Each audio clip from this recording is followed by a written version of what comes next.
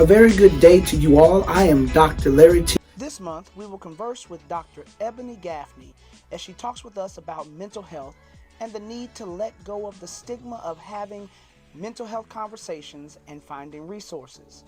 I truly believe that mental health is a key component of our overall health. And at Mount Moriah, we are striving to embrace the need for preventative mental health conversations and resources. So stop, watch, and listen as we discuss our mental health and how to take care of ourselves. We hope that these conversations will help you in some way. Don't forget to like this video, share this video, and comment in the comments section below. Also, follow us here on Facebook and on our YouTube page for more soul-feeding content. Enjoy.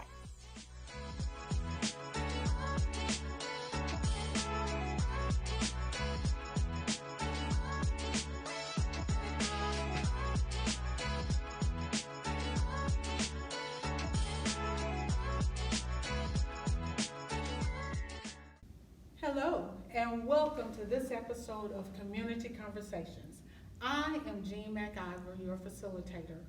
We will have virtual conversations that will inspire, inform, and empower you to success. At this time, the session that we will do will be on ways to cope with grief. We're still dealing with grief. We have 2 more sessions after this one, but this one in particular is ways to cope with grief. Last time it was defining grief. So we're looking forward to talking with our special guest again today. And I am going to say, Sister Paulette, I would like for you to introduce yourself, and after you introduce yourself, I will ask Brother Gary to introduce himself. Hello, my name is Paulette Porter Hallman. I am a member of Mount Moriah Baptist Church. I am one of the associate ministers at Mount Moriah. I am currently a hospice chaplain in Greenville, South Carolina. I attended Gardner-Webb University where I received my Doctor of Ministry degree. I have a husband, James. I have 3 children and 5 beautiful grandchildren. And I am Gary Jordan. I am an associate minister here at Mount Moriah Baptist Church as well. I have an earned Doctor of Ministry degree in Pastoral Care and Counseling from Gardner-Webb School of Divinity. I am also a board certified chaplain through the Spiritual Care Association, and I have been a chaplain for the last 13 years, and I'm married to Kimberly Jordan, and we have 2 sons. Thank you both for that introduction. Now we're going to just go ahead and jump right in. I have some questions on ways to cope with grief. Let's start out by, what does coping mean? I'd just like to give a couple of definitions or explanations on what coping means. And one of the definitions of coping is that it's to deal with and attempt to overcome problems and difficulties. And coping behaviors are actions that are taken to soothe oneself during or after a stressful or threatening situation. So we're always trying to find ways to get through these situations and what helps us to get through situations. And we're always trying to help people to find out what helps them to get through situations. So as Paulette was saying, what do we do to try to get through a situation? So there are skills called active coping skills and avoidant coping skills. And so when we talk about active coping skills, those are those coping skills that directly address the source of the problem. So they directly address it. And so when we're talking about that, we think about some skills that are healthy for us because they are really addressing the issue. But avoidant coping skills are those things that we may do that kind of take our mind off the problem. It may just kind of move our heart from that problem for a little bit. And so when we think about those things, they can be very unhealthy for us. And so we think about things like, somebody just say, well, instead of dealing with this problem, I'm going to take a drink. And that just takes their mind off it, and then find out they're taking another drink and another drink to keep their mind off of it, which leads to a very unhealthy avenue. And so along with alcohol, there may be drugs as well. But those are the two extremes that we always look at when we talk about avoidance skills. But simply just going shopping, I'm gonna just go shopping instead of dealing with this issue. And so again, it's not as extreme as we talk about when we're dealing with alcohol and drug abuse. But you may find yourself getting into a financial burden, but again, you're still not addressing the issues. And along with that, and we don't like to talk about this because a lot of us are guilty, but binge eating, sometimes to take our minds off of our problems, we start eating. And so let's all see ways that we can identify with unhealthy ways to cope. And that is another unhealthy way to cope because it's harmful to our bodies. Well, the next question is, how long does grief last? How long? How long? How long?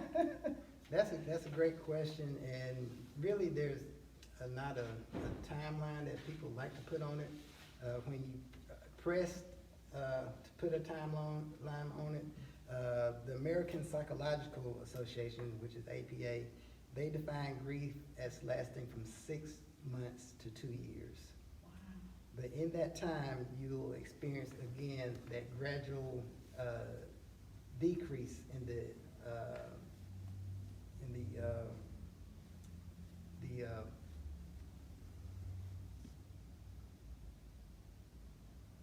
during that time, you'll experience a decrease in the emotional piece of that grief that you're experiencing. And so again, no two people are the same. People don't grieve the same. We grieve differently. And so the timeline may be a little bit longer for some others than 2 years. So we're not trying to put a particular timeline on grief itself. And also, every time society puts these timelines on grief, I know when I was growing up, they used to say, a woman shouldn't get married in a year or whatever after losing a husband. Those kind of things that society imposes on us can be very harmful because we are all different. And so we need to allow ourselves to experience the grief in our own time, in our own way, as long as it's healthy and as long as we're functioning healthily. And we did mention the 5 stages of grief, but they're not to be viewed as a checklist that you can just check off. Well, I've been through that one, I've been through that one. But they were just broad descriptions so that you can identify what you're going through. They're not to be used as any kind of checklist because you can experience multiple stages of grief at one time. And you don't experience them in a certain order. So we don't want people to think that, well, I went through this stage, this one I should be right here. So that was one of the other things that we wanted to explain and express to the community. And we also wanted to emphasize that your grief may never fade entirely. It may never fade entirely. But its frequency and intensity, as Gary said, will lessen over time. And one day, so we'll be able to look back on these memories of our loved ones with joy instead of pain. And I can relate to that. I will never stop grieving the losses that of people that are so dear to me in terms of death losses. And I'm okay with that. I feel like my grief is my gift to them. So wanted to just say that. And as Paulette pointed out with the 5 stages of grief, we went over those in the first session. And the key to those 5 stages is just really being able to acknowledge what stage you may be in at that time. And when you can name something, you can deal with something, you can work with it. And so grief does require work, and we'll talk about that a little bit later on in this session. But once you're able to acknowledge and name it, you can work with it. And so that's what we're trying to get people to do, to, you know, as Paulette, even we said in the first session, I'm feeling a little bit different day, I'm just sad about something, I don't really know what it is right now. Just kind of acknowledging that and just putting it out there, and so that you can really work with it. So will you all share with us, how do you deal with immediate loss? How can I deal with an immediate loss? Well, my initial answer is the best way you can. Okay. I mean, the best way you can, because immediate loss comes at you unexpectedly and suddenly. So you did not have time to prepare for this, and so the best way you can, you have to receive that loss and work with it. You know yourself better than others, and so as you know yourself, there are some things that you may want to start doing to kind of prepare yourself. In the future, we'll get into that maybe in a little bit, but the immediacy the best way you can, and in saying that also, it's normal. And when I say it's normal, it's going to be normal for you, Yes. and that's okay. I know that when I worked in the emergency room at the hospital, and I've seen immediate loss, right there, and people just let it go. I mean, they're screaming and whatever, but that's the best that they can do at that moment, and that's okay. I mean, everybody else, they'll be okay. We don't want anybody hurting themselves. We don't want anybody hurting other people, but whatever you can do in that moment, the best you can. And on that note, giving yourself permission to experience those emotions. Allow the other person. We're so judgmental sometimes, and we won't let people experience grief the way they need to. So we have got to be, I know we'll address this in another session, but we have to be aware that we need to allow people to experience grief the way they want to, and to cry out. And I'm an introvert, so it's hard for me to be outward with my emotions, but I envy those people who can just let it out, because I think it's very therapeutic. And even though we may not naturally do it, we may want to. In some of my sessions, I advise people, go somewhere and just scream. I know people don't care about what people in your car. think. I do it in my car, but we have to find ways to let it out, and you have to give yourself permissions to do that. And repressing this grief can lead to feeling even worse. And I think those of us who have been guilty of doing that can attest to that. It's going to manifest itself in some way, physically.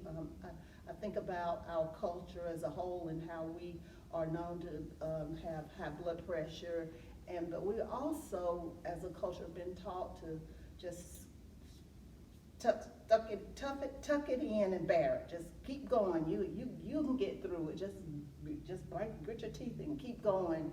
And that may have worked in times of slavery, when we had to just move on and learn how to get through the tough times. But we're not in that time anymore, and we have to accept the fact that we should allow ourselves the opportunity, ability to express and release our emotions.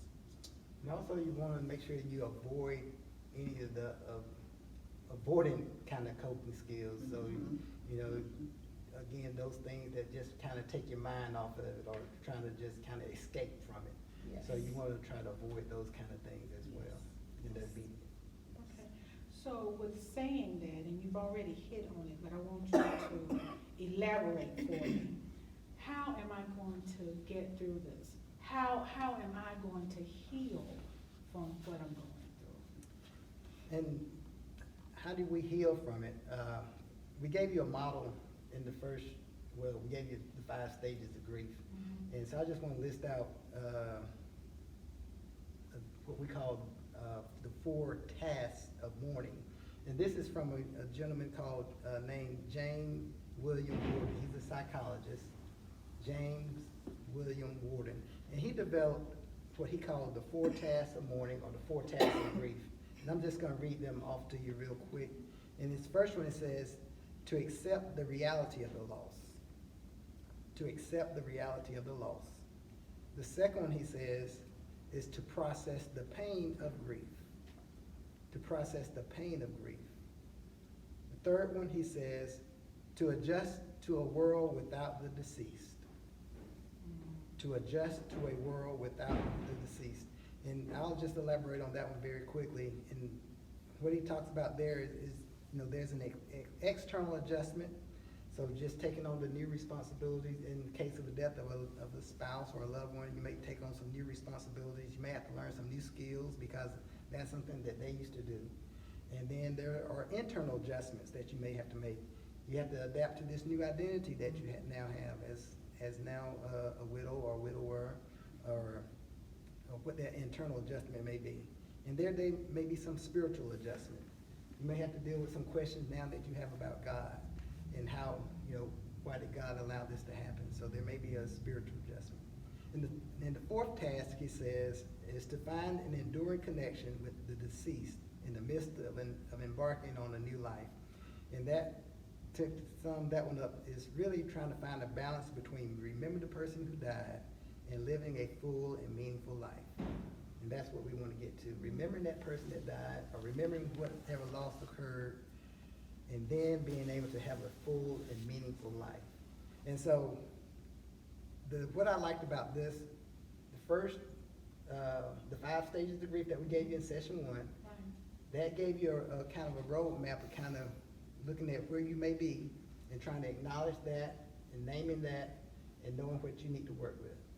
This, what Mr. Weirden has presented to us today, the task of mourning, grief, to work through grief requires work. And so these tasks is what we need to really do to kind of put into implement that, those items to try to work through that grief process. And then again, these are not 1, 2, 3, 4. You may do one, you may not, you may go back. So again, they're not, it's not just a cycle. It may be a spiral, it may be jump rope. So, Okay. When I first heard them, first thing I noticed were they were the exact opposite of Kubler-Ross, because it starts out with acceptance. Okay. Acknowledging, intellectually, but acknowledging that the person has died. And that's why I said you don't put them, if there's not a box, you put them in one way at a time. You take it all in. But we did come up with some other ideas of steps on how to heal. And one of the things that we agreed upon was that be careful not to isolate yourself, because that's a real tendency that we have to want to be alone and withdraw. I'm a loner by nature, but I know that is not a healthy way to be. And sometimes it's good to be alone. You need, but especially when you're grieving, that is really not a time that you particularly need to be alone all the time. So we encourage people not to isolate themselves and try to find things to do. So as Paula was saying, I didn't cut you off, but she said, don't isolate yourself. So we want to think about, instead of not isolating yourself, because a lot of times we can get into this, well, I'm here, there ain't nobody coming by. But that's still a form of isolation. So we want to encourage you to actively seek that support from others. Let people know what you need. Yes. And so not only just actively seeking, but also actively accepting it. Some people may offer to come by you, and you kind of push them off, and make up all kinds of excuses. But you have to be intentional about this, so you have to actively seek it and actively accept it.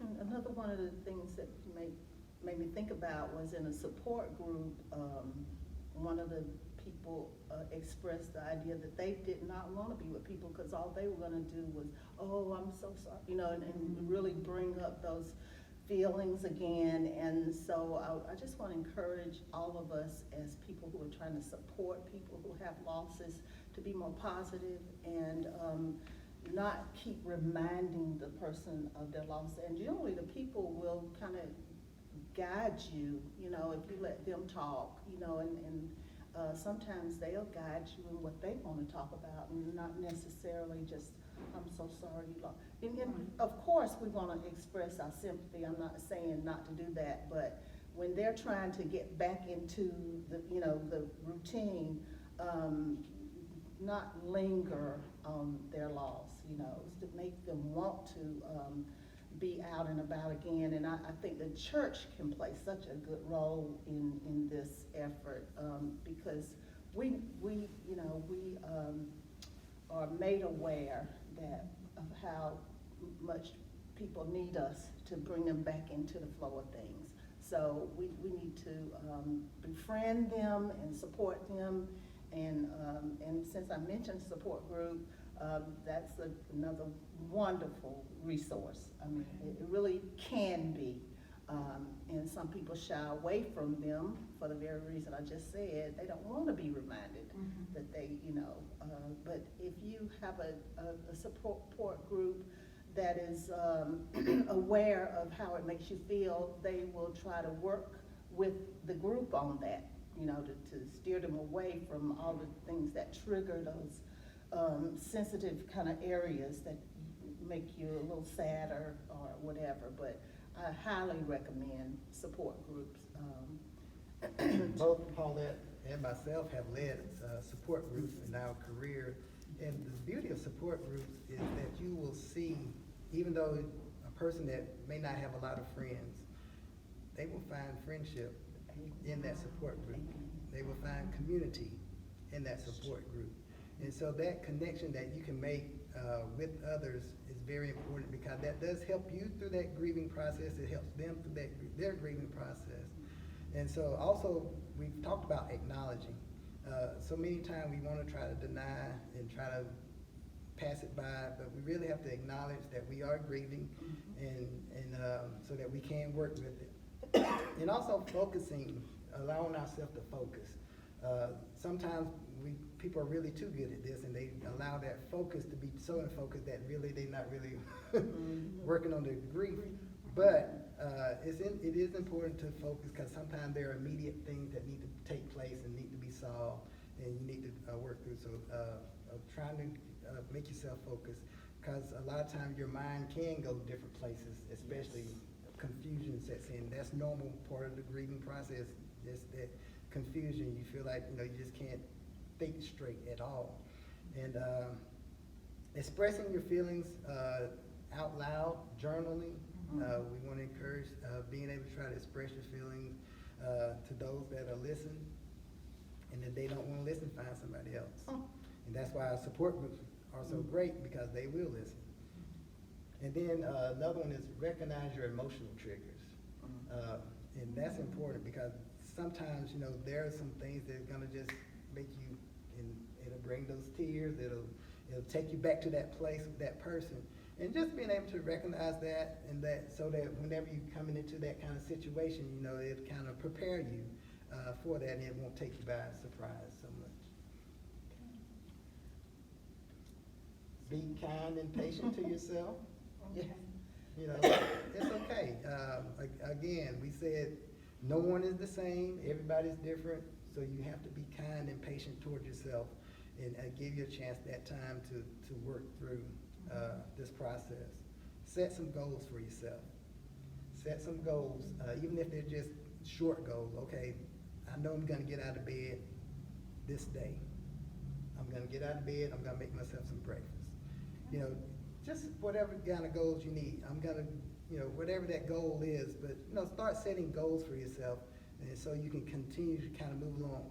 And people sometimes feel that just because they're making progress and starting to develop a life that's meaningful for them, that they're leaving the other person behind. And that's not the case. That's not the case.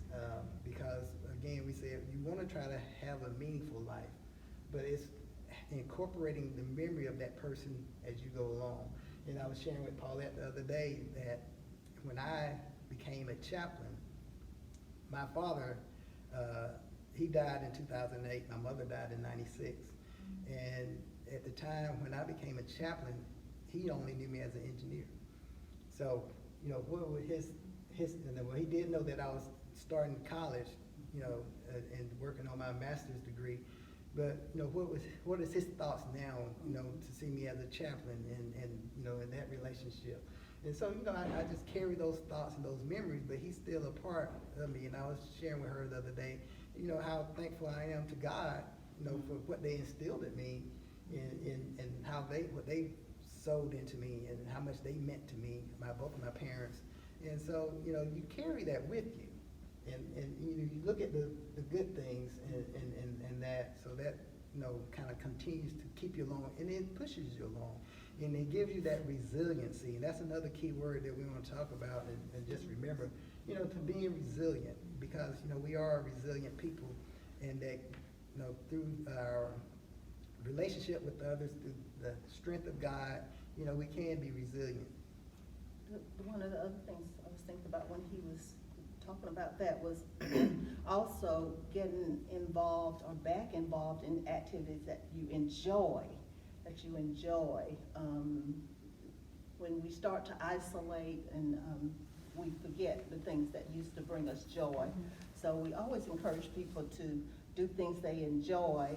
By the same token, if you're a pretty flexible person, take up a new hobby. Something interesting that you always wanted to try.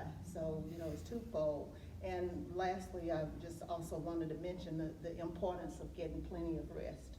I'm not medical, but I'm a human being, and I know how important it is to get rest, especially when you're grieving.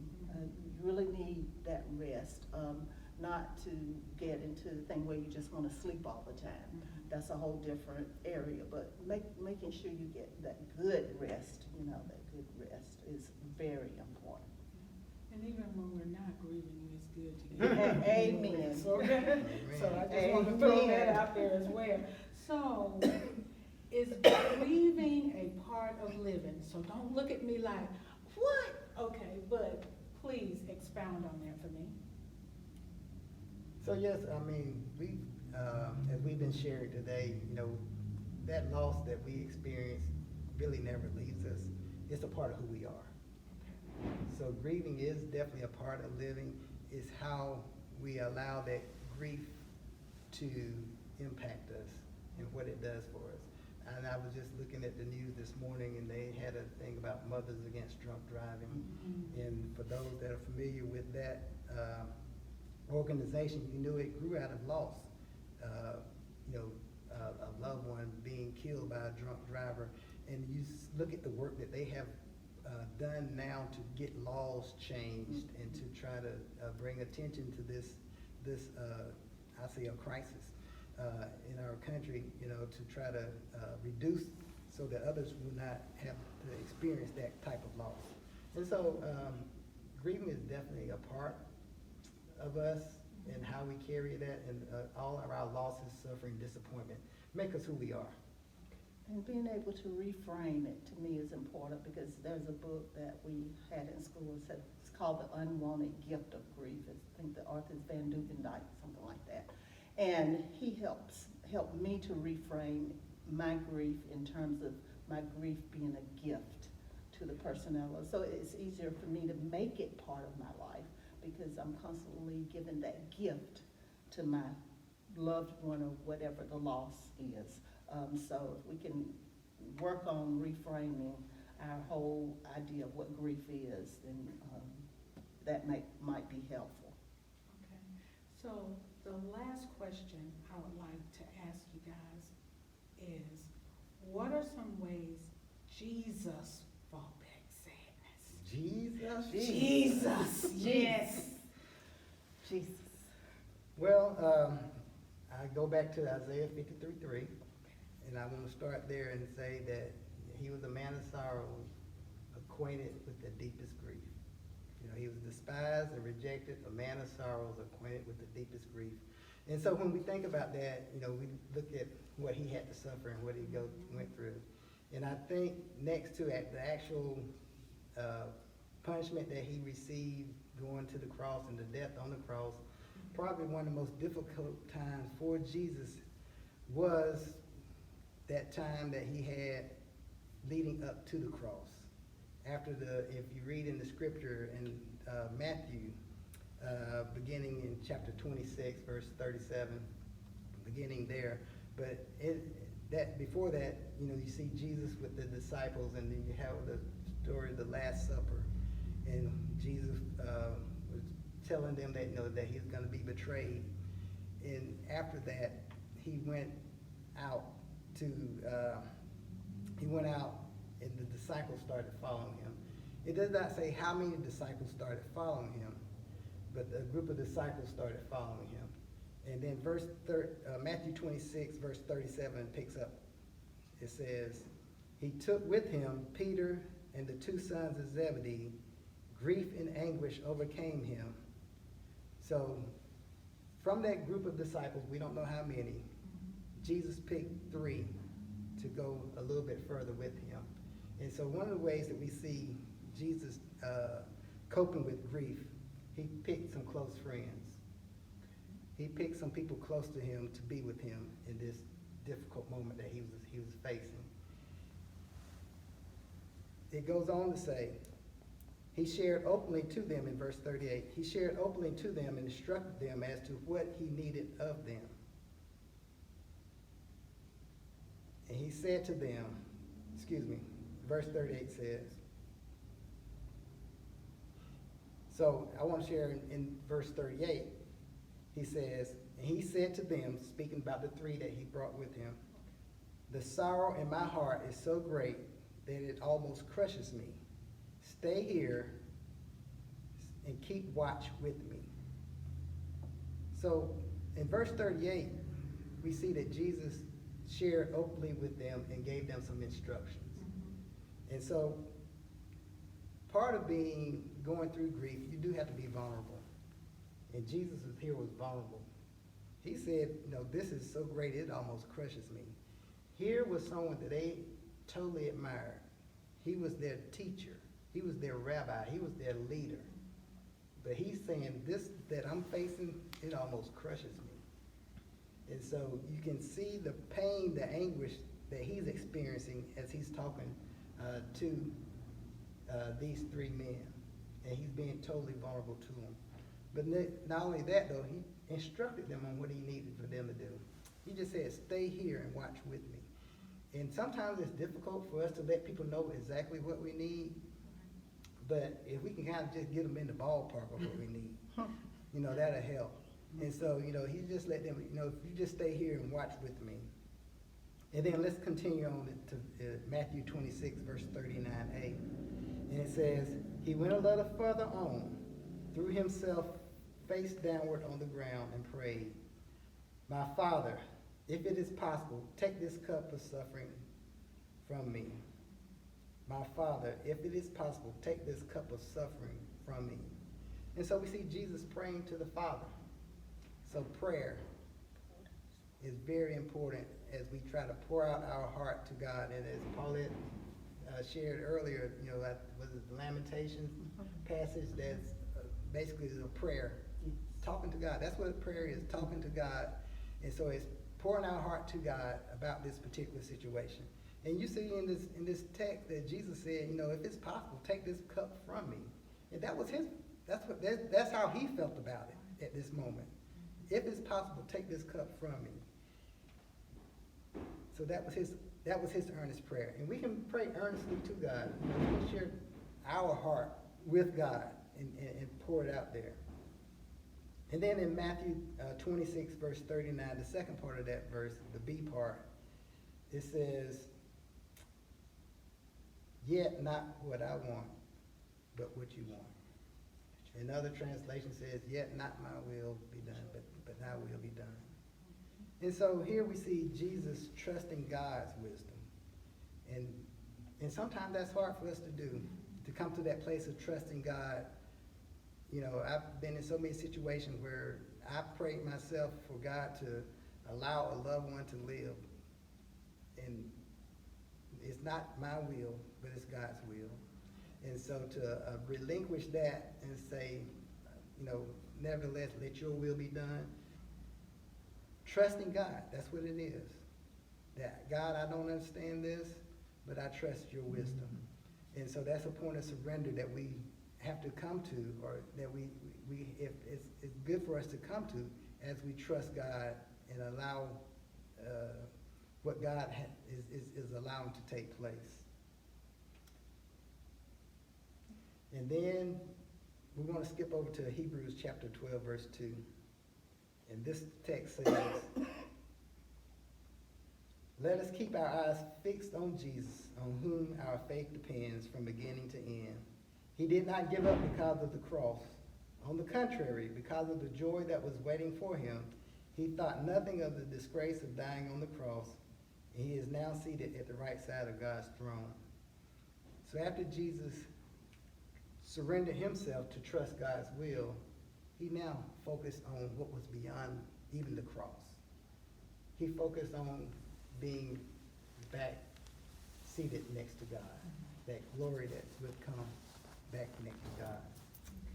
And just as he said, let us keep our eyes fixed on Jesus, I would just like to say, let us fix our eyes on the hope that we have in Jesus Christ, because it will distinguish Christians from non-believers. And I would like to use 1 Thessalonians 4:13 through 14, which says, brothers and sisters, we do not want you to be uninformed about those who sleep in death, so that you do not grieve like the rest of mankind who have no hope. For we believe that Jesus died and rose again, and so we believe that God will bring with Jesus those who have fallen asleep in him. So we grieve with hope. We grieve with hope. Whatever we're grieving, we always are going to grieve with hope, because we know that God is going to be with us throughout the whole grief journey. So no matter if you're Christian, non-Christian, we're going to have loss, suffering, disappointment. But as a Christian, you do have that hope. Thank you all so much for all of the information that you all have provided for us today. Community, please, if you have missed any portion of this, go back and look at it again. And remember, session 1, it had to do with the definition. Now we're dealing with coping.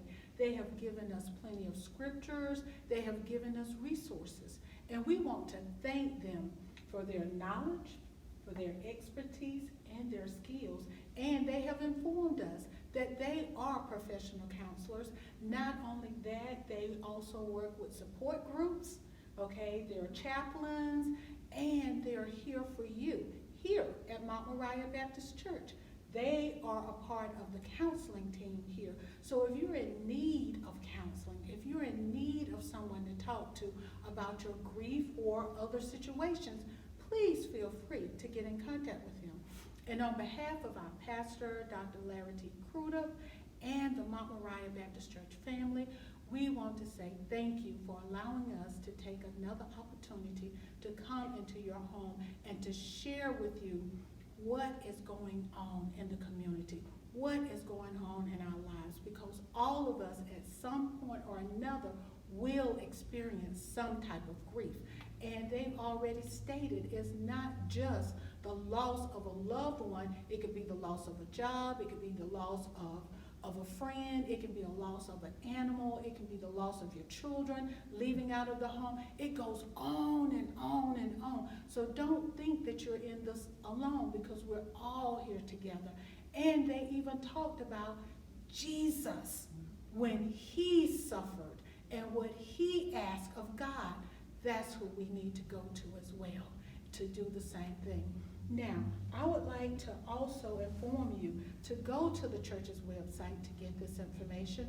Go to Facebook, and as well, You will be able to see the references that they've provided for us today, the scriptures they've provided for us today, and even the quotes and some of the other things that they've shared from their personal lives that has been shared with us. So we want to thank them for allowing, thank you, for allowing us the opportunity to come into your home and to share these important issues.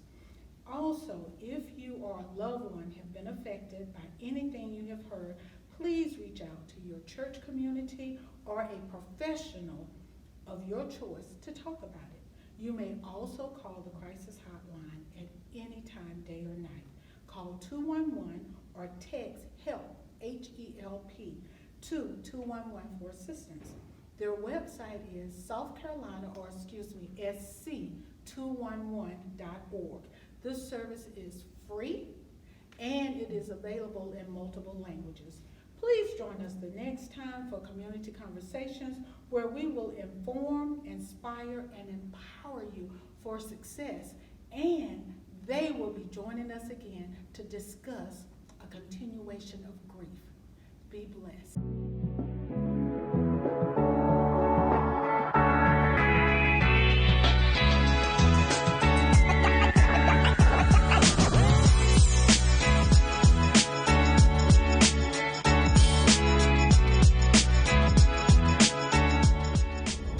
We hope that this community conversation has been informative, inspiring, and empowering. If it has, we ask that you please like, share, and comment on this video. We also invite you to like and follow our Facebook and YouTube channels for more soul-feeding content. We'll see you next time for our community conversation.